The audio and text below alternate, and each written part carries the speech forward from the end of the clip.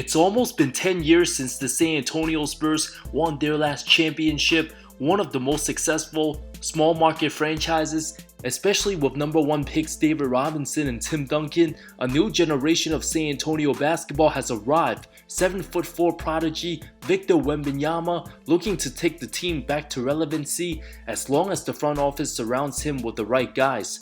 Given the history of almost every dynasty from the 1960s Celtics, Magic and Kareem Showtime Lakers to Jordan's 90s Bulls, Kobe and Shaq's Lakers, and the Steph Curry Warriors, all won at least one back-to-back titles. For newer NBA fans, the most common questions they ask about the Duncan Popovich Spurs: why were they never able to repeat? From their first championship in '99, Timmy's second season, until 2014, his 17th year in the league. Being top-notch contenders every year, not only did Timmy have the chance to win a ring every season, but never winning below 50 games in a full regular season, without a doubt, the big fundamental, still by far the greatest power forward to ever play, and still undoubtedly a top 10 player, doesn't get talked about as much as the Jordans, LeBrons, and Kobe's and Curry's of the world. Had Duncan captured back-to-back, perhaps he'd even be on many top 5 lists. From the moment Timmy came to the league, the 21-year-old superstar out of Wake Forest became one of the best players from the jump, surrounded by the right vets: David Robinson, Avery Johnson, Vinny Del Negro, Jared Jackson Sr., all in their 30s, and 29-year-old Sean Elliott put the franchise back to contention, but fell to a more established Malone and Stockton's Jazz in '98. But '99, the lockout year, 50-game season, Duncan finished 3rd for MVP, 31st place votes, tying for the league's best record. The proven Karl Malone, the most comfortable choice for voters, won it. 23-year-old Duncan put his team on his shoulder, dismantling Kevin Garnett's Wolves, got the best of 27-year-old Shaq, sweeping the Lakers, closing down the Great Western Forum of Inglewoods, swept the Blazers, and dominated the smaller Knicks in the finals, going an impressive 15-2 in the playoffs en route to the franchise's first championship, including winning 47 of their last 54 games after a slow start. Whether somebody thinks the '99 shortened season was an asterisk, San Antonio flat out dominated, and Duncan's greatness didn't get appreciated in the moment till years later. Which have been rolled onto the floor are on. Duncan spins and hits off the glass. He's almost too good. How good is that? Leading to 2000, where the Blazers, Lakers, and Spurs, 3 favorites to win it all, the defending champs stormed out the gate, winning 14 of their first 17 games, went 53-29 overall. Duncan averaged over 23 and 12. Sean Elliott had a kidney transplant, considered super career ending, becoming the first player to return to the sport after undergoing such a procedure, made his season debut March 14 for the final 19 games, just in time for another title run. But the untimely injury of Duncan's knee, tearing his lateral meniscus on that left leg, crushed the Spurs' title hopes. Just 4 games left in the regular season, the franchise had to make a difficult decision to go with Timmy in the playoffs and risk much more serious injury, or keep him on the sidelines until next season. The franchise chose the latter, despite Duncan doing everything he could to get ready, realizing the bigger picture for a potential long-term franchise player. San Antonio understood the risks and rewards, eventually falling to the 5th-seeded Suns round 1 without him. Winning just 1 of the 4 games, San Antonio didn't stand a chance with Robinson, the only Spur to average more than a dozen points. As Shaq and Kobe made their three-peat run, Duncan's Spurs fell victim to those Lakers both in 01 and 02, missing 15.5-point scorer Derek Anderson the first 2 games, having a shoulder injury. San Antonio lost by an average of 22 points. Combined with Kobe's excellence, MVP Duncan the following season did average 29 and 17, held prime Shaq to 21 points on 44% shooting, but lost to LA in 5. Because of course the team had no answers for Kobe. After that series, the Admiral announced he'll play for 1 more season, then officially retire after 2003, no matter the outcome. Having second-year 20-year-old Tony Parker and signing Argentinians Manu Ginobili, whom they drafted back in '99. was 25, making his official NBA rookie debut. With a healthy Steven Jackson, prime Timmy wasn't going to be stopped, captured his second MVP award, the only All-Star on his team, led San Antonio to a league-best 60 wins, beat all 4 playoff opponents in 6 games, knocked off 8-seeded Phoenix, a semis rematch with rival Lakers, who finished the 5th seed, winning just 50 games after Shaq elected to get foot surgery during training camp, famously quoted, "I got hurt on company time, I'll heal on company time."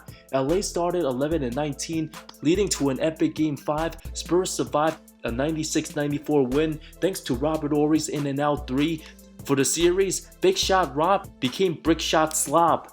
Going all of 18 from deep, Duncan's 37-16 closeout ruined the Lakers' 4-peat hopes, proceeded to put on the greatest defensive finals performance of the century, giving the Nets nightmare every time they shot the ball near the rim, helped D-Rob and Steve Kerr retire on top, winning one of the most impressive titles all time. The following year, Robinson replaced by Rasho Nesterovic, team signed veteran Robert Horry, Devin Brown, and young Hedo Turkoglu, but the Lakers decided to load up, forming an insane super team with old Karl Malone and Gary Payton. LA became the heavy title favorites, Duncan having to carry San Antonio for years, dealt with knee issues, missed 13 total games, anchoring the #1 defense, 57 wins, second best in the West behind Minnesota, dominated and swept Pau Gasol's Grizz round 1, also dominated the Lakers the first 2 contests, Duncan 30-point game 1, 24 in game 2, 2-0 series lead before LA tied things up, leading to a pivotal game 5, an ugly low scoring affair, score was 62-55 end of 3, crazy finishes, down by as many as 16, Duncan drained back-to-back fourth quarter jumpers, gave his Spurs the first lead since the opening minutes, down to the wire, Kobe drained the clutch J, Lakers took back the lead, followed by a series of timeouts, Duncan drained an incredible one-handed runner. To Duncan, he gets doubled, Shaq all over him, he gets away, a fadeaway, he makes it with 4/10 left, unbelievable! Over the outstretched arms of Shaq could have been one of the craziest game winners of all time, until the improbable 0.4 seconds of Derek Fisher classic happened, shocked the entire world. They get it to Fisher, he scores! Derek Fisher scores! As Shaq said post-game, one lucky shot deserves another, gave the Lakers a 3-2 series lead.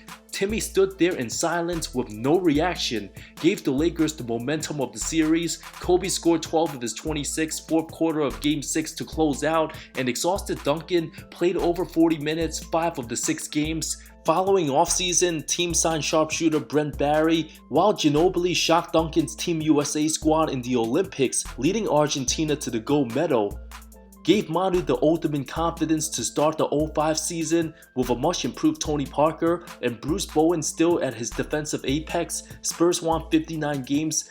Duncan dealt with a serious ankle sprain late March, missed 16 total contests, played the entire 05 playoffs with plantar fasciitis, easily knocked off 7-seeded Denver round 1.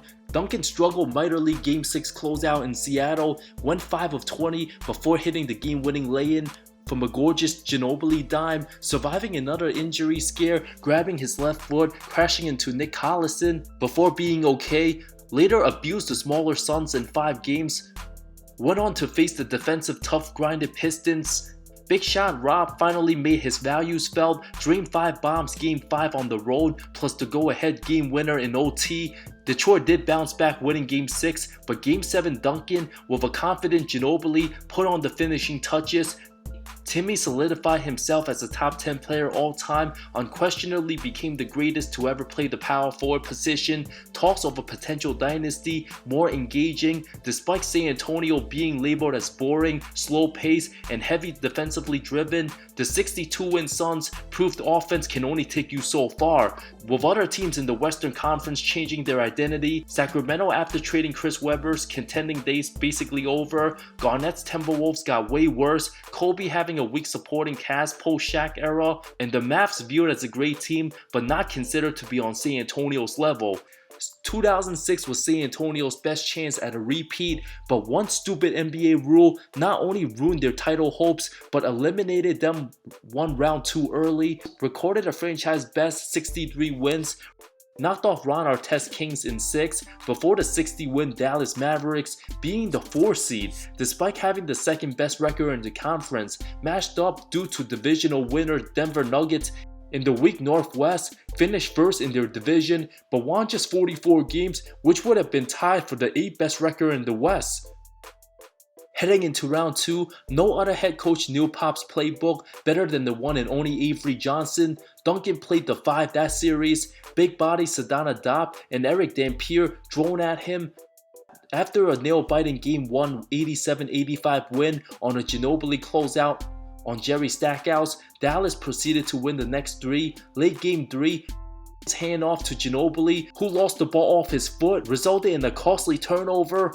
Dallas survived the 1-point win, while the 4th game resulted in a Mavs OT win. San Antonio managed to stay alive by their skin of their teeth Game 5, Ginobili having a big-time steal and Bruce Bowen's clutch block on Nowitzki resulted in a 1-point win. Jason Terry also suspended for Game 6 for punching Michael Finley on the floor.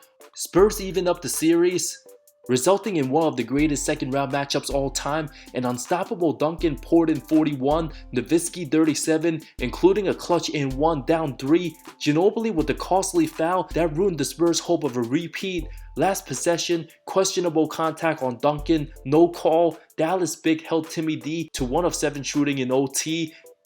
Having 2 60-win teams battling before the conference finals, peak basketball of the 2000s. This series resulted in the NBA changing its playoff format, eventually letting the overall record decide on seeding. Those same Mavs ended up losing to Miami in 6. Could you imagine what a series with Wade and Shaq versus Manu and Duncan would look like? Robert Horry even said Spurs would have repeated if Manu didn't foul, which he does have a very strong point. Franchise captured title number 4 the following year, their toughest battle in the semis with 61 wins Phoenix, thanks in part to Steve Nash's bloody nose Game 1, couldn't finish out the game. Phoenix about to even the series Game 4, Robert Horry's hip check on Nash resulted in Amari and Boris Diaw suspensions for coming off the bench, allowed San Antonio to win a close Game 5 thanks to Bruce Bowen's clutch tray with half a minute left. Utah and Cleveland the following rounds, easy cakewalks. Which leads us to 2008, an insanely stacked Western Conference. Every playoff team won at least 50 games. San Antonio just a game short of tying the Lakers for first place, got by the 55-win Suns round 1 and 5. Their championship experience helped them knock off Chris Paul's Hornets Game 7 on the road in the semis, giving us a conference final showdown with Kobe and Pau Gasol's Lakers. Given San Antonio's wear and tear the previous series and many deep postseason runs the last several years, and their plane delayed after Game 7 in New Orleans, no hotel rooms available, players slept on the plane Monday night, having to play Game 1 in LA less than 20 hours after beating New Orleans. Kobe was looking to prove a point, make his first finals without Shaq. Despite all the logistics, Spurs opened up Game 1 with a 20-point lead until Kobe dropped 25 of his 27 points in the second half, a go-ahead game-winning jumper on Bowen. Duncan, despite averaging 22 and 17 for the series, Manu struggled badly, dealt with an ankle injury suffered in round 1, while the bench of Kurt Thomas, Fabrizio Oberto, Ime Udoka, and final season of Robert Horry way too old. Game 4, a questionable no call on Brent Barry's 3 attempt with Derek Fisher closing out, resulted in the Spurs down 3-1. Ran out of gas Game 5, blew a 17-point lead. Kobe went bananas, relentlessly torching both Bowen and Duncan at the same time in every way imaginable, netting in 14 of his 39 in the 4th. From then on, a weird transitional period, a combination of having weird role players, the Roger Masons, not a good fit Richard Jefferson, Duane Blair undersized center with no knees, the big three needing to get lighter, reduce minutes on a super loaded West, trading George Hill for 2011 Pacers draft pick Kawhi Leonard, later developing him to a defensive animal, having Danny Green, and snatching Boris Diaw from a buyout, being offensively driven. Credit to Pop for reinventing his system. San Antonio recaptured a second win, made the 2013 finals. The famous Ray Allen tying bomb from Pop leaving Duncan out the game on defense, leading to 2 Miami Heat offensive rebounds, led to a heartbreaking Game 7 loss before getting revenge flawlessly. dominating the 2014 playoffs, playing some of the most beautiful basketball the world will ever see. 7 years removed from the 07 title, 38-year-old Duncan, 36-year-old Manu, and 32-year-old Parker reached the promised land once again. Duncan's fifth and final title couldn't have come at a sweeter time of his career. Then came 2015, Kawhi, Parker, and Thiago Splitter had some injuries, resulting in the 6th seed winning 55 games because Portland won their division, was oddly given the 4th seed despite having a worse record, an absolute travesty by the NBA, resulting in a first-round series against prime Lob City Clippers, losing the last game of the regular season. San Antonio could have finished as high as the 2nd seed. Imagine dropping that far, losing the final game in New Orleans where the Pels needed to win to guarantee a spot for the 8th seed over OKC due to the NBA's stupid seeding rules. This was the 2nd time Duncan Spurs screwed by these decisions. The NBA then changed their seeding rules, with seeds later becoming solely based on your record. That's the way it always should have been if you ask me. Parker would injure his ankle first game, being a non-factor most of the series. 39-year-old Duncan balled out, even had some amazing moments outplaying prime Blake Griffin. Alongside 23-year-old Kawhi had a 3-2 series lead. Parker wasn't in crunch time. Game 6 resulting in Paul cooking Patty Mills for a game-sealing bucket, leading to an intense classic Game 7 on the road. Went down to the final possession. Chris Paul refused to let the Clippers lose, drained the game-winning banker, crushing San Antonio's back-to-back title hopes. If the Spurs had the 2 seed, they likely would have beaten the Clippers with home court advantage, a combination of the lame seeding rules, and losing the last game of the regular season. This ruined a potential conference final showdown with young and coming Golden State. Despite winning 67 and 61 games the next 2 seasons, 2016 would be Duncan's last, getting beat by the bigger, more athletic OKC team. 2017, Kawhi and Parker's injuries just too much to overcome. Zaza Pachulia's closeout basically ended Leonard's time in San Antonio. Many things cost the Spurs at a chance of a repeat. Things like injuries, the great Kobe Bryant, 0.4 of a second, why 60 win Dallas somehow ended up the 4th seed, having the third best record in the league. If Manu wouldn't have fouled Dirk, Sadana Diop turning into Bill Russell in overtime, why Portland got the 4th seed, and of course, Ray Allen.